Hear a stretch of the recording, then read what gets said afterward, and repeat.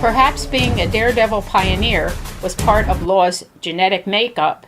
She was, after all, the sister of Rodman Law, who was well known as the Human Fly for his daring efforts at climbing tall buildings with his bare hands and for his exploits parachuting from balloons and planes. Throughout 1914 and 1915, Ms. Law made exhibition flights at resorts and meets throughout the East. She sold her Wright aircraft in 1915 and bought a Loop model Curtiss pusher, which had the Curtiss wheel controls. She had it fitted with Wright lever controls because she was more familiar with them.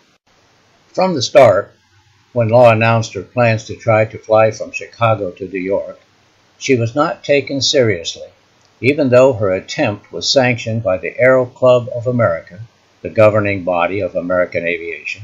Many had their doubts as to whether a woman could make such a flight.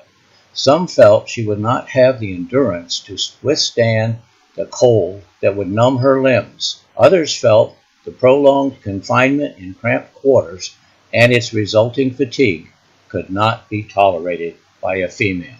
Since the plane's controls required constant use of her hands, Law had to work out her own method for consulting compass readings and maps.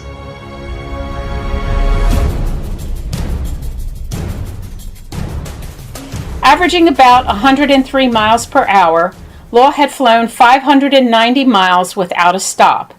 It was a new American cross-country distance record. No one in the United States had flown further.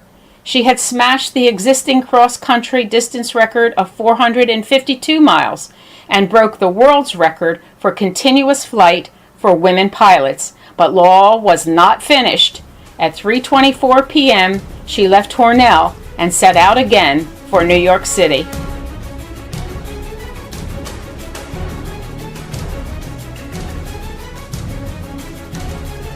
Near Binghamton, New York, however, darkness began to fall. Without lights, she could not see her compass or any other of her instruments. It was too dark to go on, and she realized she would have to stop. She landed in Binghamton at 4:20 p.m., tied her plane to a tree, and got a policeman to watch it all night. She continued her journey towards New York at 7:23 a.m. the following morning. Her total flight time for the 884 miles from Chicago to New York was 8 hours, 55 minutes, and 35 seconds.